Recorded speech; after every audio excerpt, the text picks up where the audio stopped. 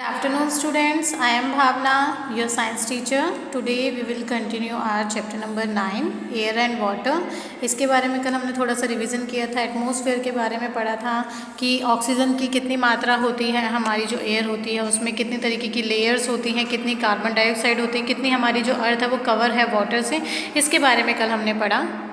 फिर ये भी पढ़ा कि एयर जो होती है उसकी प्रॉपर्टीज़ क्या क्या होती है, स्पेस घेरती है, इसमें वेट भी होता है, ओके, और इसमें प्रेशर भी होता है, फोर्स लगाने की क्षमता होती है, एयर जो होती है नेसेसरी होती है किसी भी चीज़ के लिए जलने में।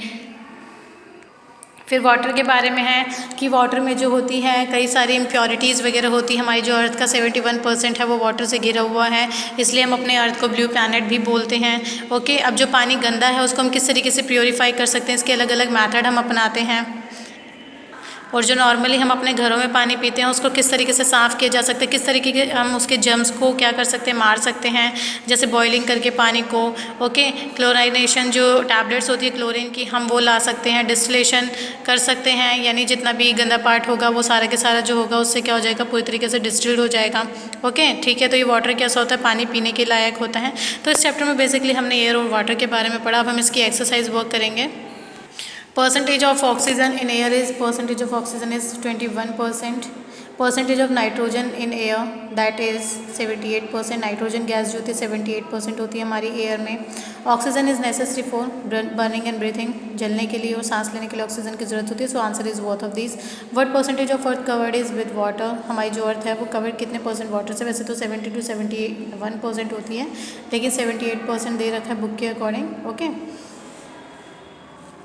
Filling the blanks, all human beings and animals breathe in dash to stay live, जितने भी ह्यूमन बींग्स होते हैं, एनिमल्स होते हैं, उन्हें जीने के लिए कौन सी गैस की ज़रूरत होती है, ऑक्सीजन गैस की।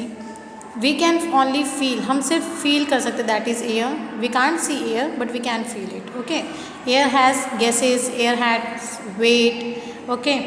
ये जो है आप आंसर इन दोनों में से कोई सा भी लिख सकते हो। The water we drink must be, जो पानी हम पीते हैं वो कैसा होना चाहिए, क्लीन एंड प्योर होना चाहिए, अगर गंदा होगा तो we can't take that. Right और true and false, air is needed to hear sound, क्या किसी भी साउंड को सुनने के लिए एयर ज़रूरी होती है, येस। फिर है distilled water is the purest form of water, yes.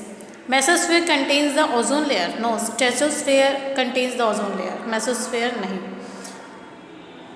The air contain smoke and dust, क्या जो हवा होती है उसमें डस्ट और स्मोक होता है, हाँ होता है, ओके। फिर है chapter number 10 study of matter. ये तो सभी को पता है कि मैटर के बारे में हमने इस चैप्टर में पढ़ा था कि there are 3 states of matter, solid, liquid and gas, okay. कोई भी चीज़ अगर सॉलिड है, लिक्विड है, गैस है, उसे हम किस तरीके से पहचान सकते हैं वो भी पता है हमें, जैसे देखो यहाँ पर बताया हुआ है।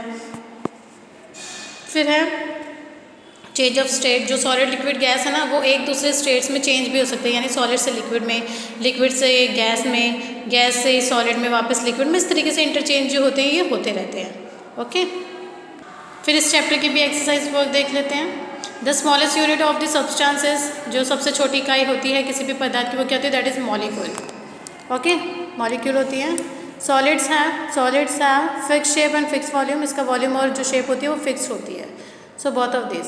On heating ice converts into, अगर हम किसी भी बर्फ़ को गर्म करेंगे तो क्या होगा, वाटर में चेंज होगा, वाटर से फिर वो इवापोरेशन में चेंज होगा, वाटर वेपर में। 1 लीटर में कितने मिलीलीटर्स की बात होगी, क्योंकि लीटर में मिलीलीटर्स होते हैं, सेंटीमीटर्स नहीं होते, वो मीटर में होते हैं। तो 1 लीटर में 1000 मिलीलीटर्स होंगे, okay. Filling the blanks, a molecule is the dash unit of substance, a molecule is the smallest unit of a substance. A solid is generally hard, जो सॉलिड होता है वो कैसा होता है, हार्ड होता है। A chemical change is a permanent change, रासायनिक अगर चेंज हो जाता है ना तो वो परमानेंट चेंज होता है। The space occupied by substance is called volume, जो भी स्पेस घेरा जाता है किसी भी पदार्थ के द्वारा वो उसका वॉल्यूम कहलाता है। फिर है true and false, liquid have definite shape, no. Liquid की अपनी कोई शेप नहीं होती, इसे ग्लास में डालोगे ग्लास की शेप लेगा, बॉटल में डालोगे तो बॉटल की शेप ले लेगा। B the molecules of all substances are like, जो मॉलिक्यूल्स होते हैं सारे के सारे सब्सटेंसेस के क्या वो एक जैसे होते हैं, no. Matter is found in 5 states, no, matter is found in 3 states. The molecules in a liquid are less closely packed, true, जो लिक्विड में मॉलिक्यूल्स होते हैं वो लूजली पैक्ड होते हैं, ओके। और ये डायग्राम तो आपको पता है किस चीज़ के दे रखे हैं। तो चैप्टर नंबर 9 और 10 की एक्सरसाइज वर्क का नेक्स्ट क्लास में टेस्ट होगा, और 14 Feb से स्कूल जो है रीओपन हो रहे हैं आपके, तो आपको टाइम से स्कूल में आना है, प्रॉपर यूनिफॉर्म में आना है और काम सभी का कंप्लीट रहेगा। स्कूल में आओगे तो रिवीजन वर्क ही कंटिन्यूटी में रहेगा। Okay, thank you.